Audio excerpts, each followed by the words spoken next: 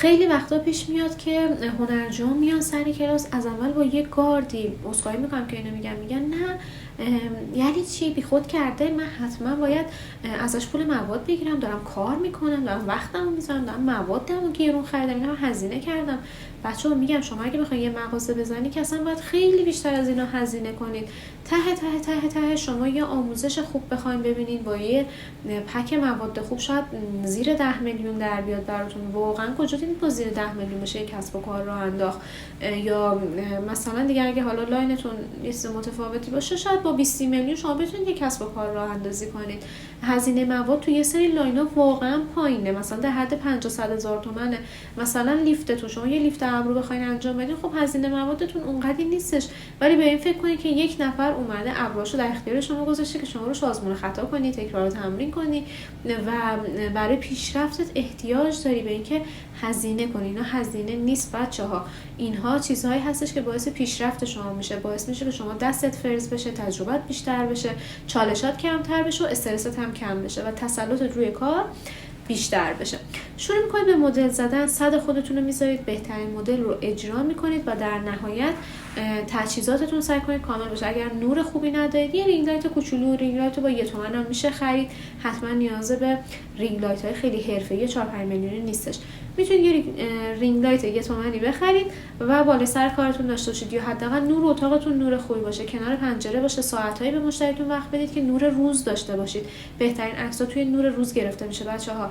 اگر گوشیتون گوشی ضعیفی هست بدونید که شما جدای از دوره آموزشی باید عکاسی بلد باشین، نورپردازی بلد باشین، ادیت بلد باشین، تولید محتوا بلد باشین، ادمین پیجتون باشید، بازاریابی بلد باشید، بتونید مشتری رو جذب کنید، زبان بدنتون، روابط عمومیتون، کار کردن روی اعتماد به نفستون، روی عزت نفستون. همه اینها چیزهایی هستش که جدای از اون یه دونه کلاسی که 2 روز رفتی و برگشتی باید یاد بگیری اگر میخوای تو این حرفه موفق باشی. میگم راجع به همه اینا مفصل قراره صحبت کنیم، مثلا یک دنیایی واقعا برای خودش و من دوست دارم که تجربیات خودم بذارم. شاید یه نوری باشه، یه چراغی باشه واقعا برای عزیزانی که سردرگمن، نمیدونن باید چی کار بکنن، یا واقعا جایی رسیدن که بریدن و واقعا به امید اون درآمدهای مثبت 100 میلیون و مثبت 50 میلیونی که میگن شما 2 ماه بعد کلاس بهش میرسی اومدن، ولی خب الان میبینن که نه، خیلی چالش ها هست و زیرش کمر خم میکنن. نه، به مرور شما مطمئن باشید که حتما توی کار موفق میشید، فقط باید همه مواردی که بهتون میگم رو انجام بدید. اگر گوشی خوبی ندارید بدونید که مهمترین ابزار شما یک گوشی خوب و نور خوبه. شما بهترین نمونه کار رو بزن، اجرای خوب، مواد خوب، تیغ خوب، سوزن خوب، رنگ خوب، ابرو اصلا خوب، پوست خوب. وقتی نتونی آخر کارت با نور تاریک و یه گوشی، نمیخوام اصلا حالا اسم ببرم، یه گوشی مدل پایین ضعیف بخواید عکاسی کنید، خب معلومه اون اصلا کار خوبی در نمیاد. حالا هی هم بگید که من بلدم با ادیت و اینا تنظیم کنم، باز وقتی عکس میره تو پروسه ادیت های خیلی مفصل و زیاد دستکاری میشه، اون کیفیت خودش از دست میده و الان به جایی رسیدیم ما که تو فضای اینستاگرام مشتری ها و مخاطب های ما خیلی باهوش شدن، فرق بین فتوشاپ، عکس ادیت شده و عکس واقعی رو میفهمن.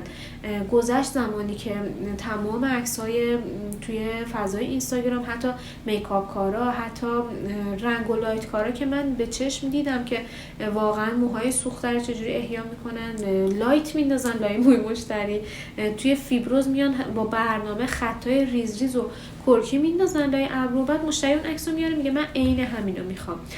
یه زمانی این چنین بود، ولی الان خیلی دیگه همین خود پیگمنترها، خود عزیزانی که تو این لاین هستن دارن میگن که بابا یه سری نمونه کارا فتوشاپ میان قشنگ پست میکنن تو پیجشون، آگاهی میدن و از شما خواهشم اینه که اصلا نرید تو فاز این که بخواید فتوشاپ یاد بگیرید. نه، ادیت یعنی چی؟ مثلا جای جوش، لک، تیرگی دور چشم، قرمزی پوست اگر دارید اینا رو بگیرید. ما به اصل اون محدوده‌ای که کار انجام دادیم دست نمیزنیم.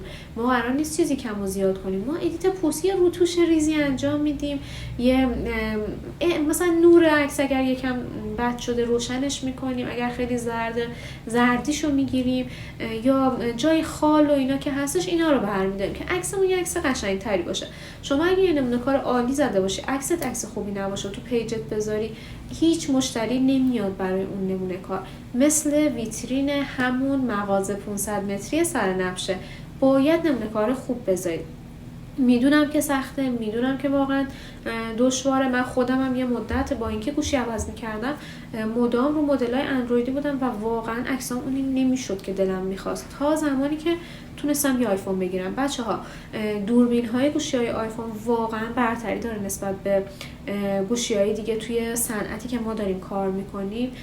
واقعا نمیگم حتما برید الان جدیدترین مدل آیفون بخرید، نه، از رده آیفون ایکس به بعد میتونید یه عکس خیلی خوب داشته باشید و با یه رینگ لایت 1 میلیونی شما میتونید یه عکس خیلی خوب بگیرید. اگر واقعا در توانتون نیست که گوشی تهیه کنید، بگردید دنبال جایی که بهتون اقساط بدن.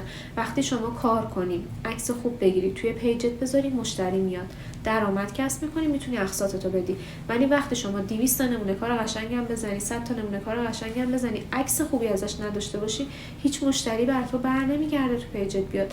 بچه‌ها عکس خیلی مهمه، دوربین خیلی مهمه، نور خیلی مهمه و در کنارش هزاران چیز دیگه. خب دیگه وارد مباحث بعدی نمیشیم، میره برای ویدیوهای بعدی ان شاءالله. امیدوارم که تا اینجا براتون مفید بوده باشه. اگر دوست داشتین ویدیو رو لایک کنین و برای دوستاتون بفرستین.